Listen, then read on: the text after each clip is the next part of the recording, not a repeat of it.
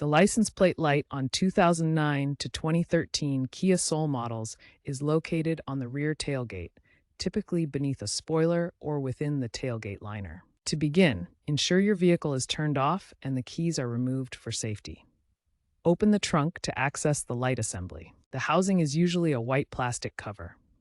Use a flathead screwdriver or trim removal tool to carefully remove any visible screws or gently pry the clips securing the housing. Once unfastened, pull the housing outward to expose the bulb socket.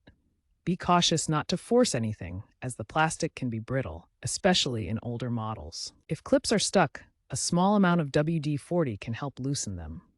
This process generally takes about 5 minutes. With the bulb socket now accessible, twist it counterclockwise to remove it from the housing.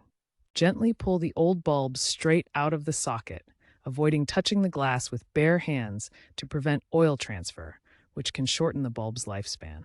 The original bulb is typically a 12-volt incandescent type, such as a 194 or W5W wedge-base bulb.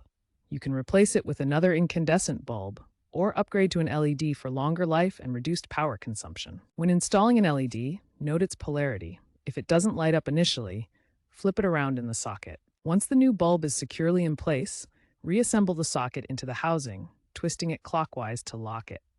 Finally, reattach the housing to the tailgate, securing it with the screws or clips. Before closing the trunk, test the light to ensure it's working correctly. If it doesn't light, double-check the bulb's connection and the vehicle's fuse box for any blown fuses. The entire replacement process should take around 10 to 20 minutes.